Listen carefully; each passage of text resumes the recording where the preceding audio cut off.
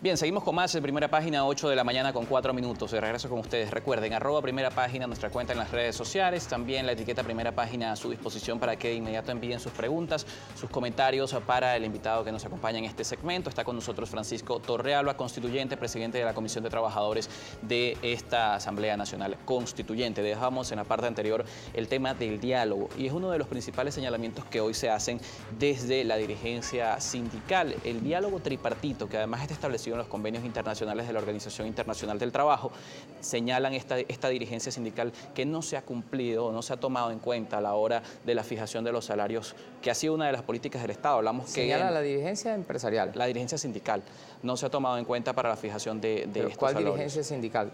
Bueno, la Confederación de Trabajadores de Venezuela. Bueno, tú estás hablando de una dirigencia sindical que no representa ni el 5% de los trabajadores y trabajadoras de este país. Fede Cámaras también lo señala. Fede Cámaras, esto sí han señalado, pero aquí es importante que yo recuerde que precisamente nosotros no solo estamos de acuerdo con el diálogo tripartito, sino que estamos de acuerdo con un diálogo todavía más incluyente, que es el diálogo multipartito. Pero estando de acuerdo con ese diálogo, hablamos de 30 aumentos salariales donde no se ha tomado. No, es de que dicen ellos que no se ha tomado, lo cual es una gran mentira. Yo fui ministro del Trabajo y cuando fui ministro del Trabajo, por instrucciones precisas del presidente Nicolás Maduro Moros, yo le pedí al director general de la OIT, Guy Ryder, que fuera él quien convocara el diálogo, y en esa oportunidad Fede Cámaras no quiso dialogar ni con el gobierno ni con los trabajadores. Eso está documentado y yo como ministro, bueno, estuve en Ginebra participando o tratando de participar en un diálogo del que ellos dicen que no existía, de manera que allí quedaron desenmascarados los empresarios venezolanos agrupados en Fede Cámaras, que han estado siempre metidos en serios problemas porque no defienden los intereses de sus agremiados, sino que se ocupan de hacer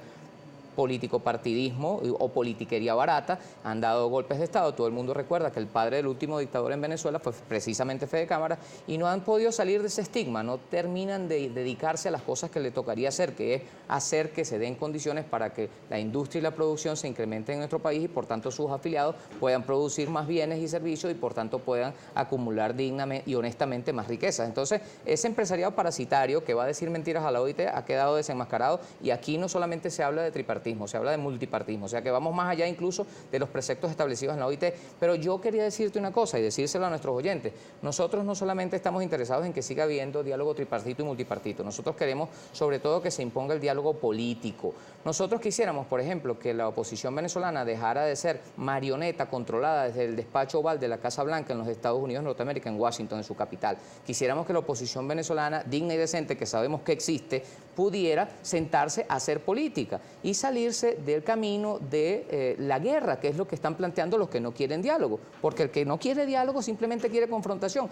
Y yo estoy completamente seguro que incluso los que no quieren como político al presidente de la República, Nicolás Maduro Moros, tampoco quieren o quieren mucho menos que aquí haya una confrontación fratricida entre venezolanos o que haya una invasión o que se arrecien todavía más las sanciones genocidas que ha impuesto el gobierno de los Estados Unidos. Pero ¿y qué pasa en ese escenario donde pudiéramos ver ese diálogo con los reclamos que hay desde ese sector político, que tienen que ver con las condiciones de vida del país? Hablamos de una crisis humanitaria que se denuncia desde un sector político del país, hablamos de un proceso de corrupción y además aprovecho para hacerle un señalamiento sobre el tema de corrupción. Precisamente hace algunos días aparecía en Colombia el presidente del Instituto Venezolano de los Seguros Sociales, Carlos Rotondaro, y también hacía señalamientos y mencionaba incluso su nombre dentro de las personas que estarían vinculadas. Sí, bueno, yo primero comienzo por decirte que yo no le respondo ni a traidores ni a gente que ande huyendo de la justicia en Venezuela. Y así que pueden decir lo que quieran, eso es un asunto de ellos. Aquí lo que nosotros nos regimos es por la base de las pruebas, no por la base de lo que se dice. Y lo segundo que dice es que lo que tiene que ver con la crisis, bueno, hay que sacar el tema del trabajo humanitario, de la ayuda humanitaria, que quieran darnos de buenas maneras y conforme a los preceptos establecidos por la Organización de Naciones Unidas. Sacar ese tema de ayuda humanitaria o de trabajo humanitario, sacarlo del pantano donde lo fueron a meter los que quemaron las gandolas desde la derecha venezolana en el puente Simón Bolívar. Si hay alguien que quiera hacer trabajo humanitario, por ejemplo, la Cruz Roja Internacional, la Federación Internacional de la Cruz Roja, aquí estuvo su presidente y habló de la iniciativa y el gobierno le ha dicho con claridad, mientras esto no se haga para que alguien trate de decir que es el padre o el creador de la ayuda, es perfectamente adecuada. Si se aplican los parámetros de imparcialidad, de humanidad, de neutralidad, los parámetros que están establecidos en las Naciones Unidas, toda ayuda es bienvenida. De hecho, ya hay gobiernos que están ayudando. China mandó una cantidad importante de medicamentos e insumos, Rusia mandó una importante cantidad, Cuba ha mandado importantes cantidades. Entonces, hay que sacar esto de la politiquería barata en la cual lo intentó meter y lo metió de buena manera la derecha venezolana con 4 gandolas y ponerlo con 4 gandolas que ellos mismos quemaron en el puente Simón Bolívar, como quedó suficientemente demostrado. No lo digo porque CNN lo haya dicho, lo digo porque desde el primer momento es que se supo que los encapuchados que llevó la derecha venezolana para Colombia, para hacerle desde Colombia la guerra a Venezuela, mediante el intento de meter unos camiones sin autorizaciones, pasen ahora a hablar en serio de este tema, si es de verdad que quieren tratar con seriedad este tema. El tema humanitario es una de las partes, nos toca en este momento también revisar la participación. Pero lo otro que quiero decirte es que, bueno, ya se está trabajando sobre este tema y no será la ayuda humanitaria tampoco lo que va a resolver el problema de nuestro país. Hay que tener en cuenta que el que quiera ayudar de buena voluntad y apegado a los parámetros de Naciones Unidas humanitariamente a Venezuela es una situación transitoria. Aquí lo que tiene que llegar, la verdadera solución para este tipo de asuntos es que cese el bloqueo genocida de los Estados Unidos de Norteamérica.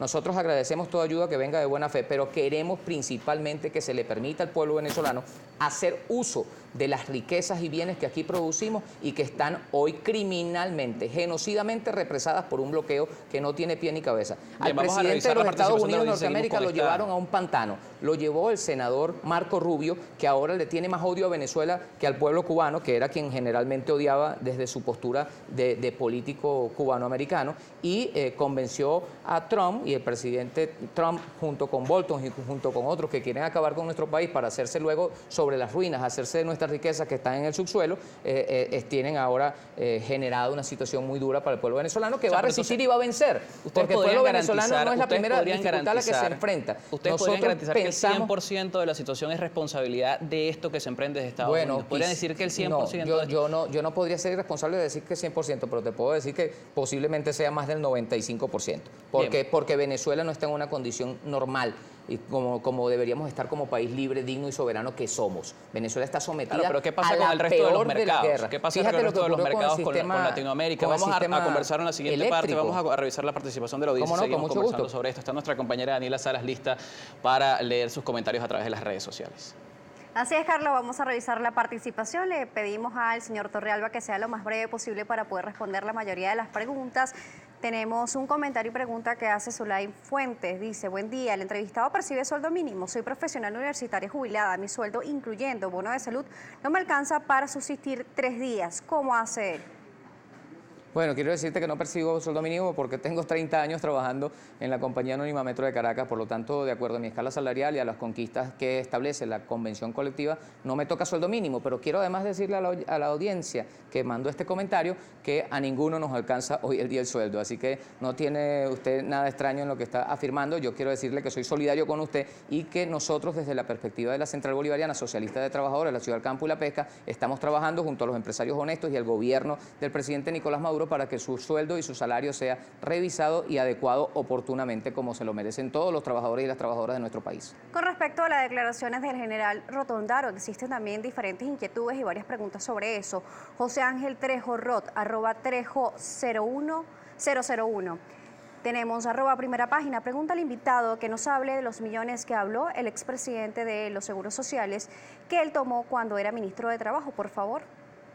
¿Puedes repetirme esta pregunta? Con mucho gusto. Sin embargo, ya dije que no iba a hablar de son preguntas y participación y personas que huyen del país. Pero repíteme la pregunta y yo sobre esto voy a hacer un comentario. Con mucho gusto. José Ángel Trejo Rot.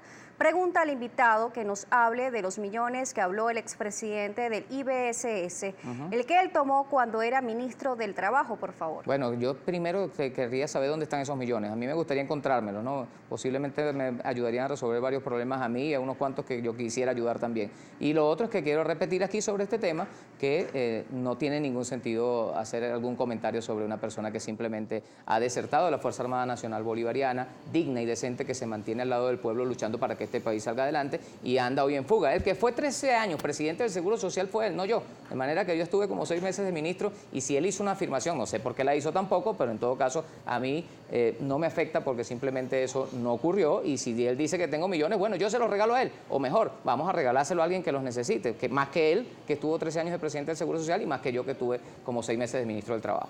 Bien, 8:14 minutos de la mañana, así cerramos la participación de nuestra audiencia. Queremos agradecer, por cierto, nuestra etiqueta se encuentra posicionada en las tendencias de Venezuela a través de las redes sociales. A usted también queremos agradecerle. Bueno, no, a ustedes gracias por la invitación. Yo siempre quisiera hablar mucho más de esto, pero bueno, ya habrán otras oportunidades. Gracias por la invitación. Gracias. Estuvo con nosotros Francisco Torrealba, constituyente, presidente de la Comisión de Trabajadores de la Asamblea Nacional Constituyente. A la pausa y seguimos con mucho más de Primera Página.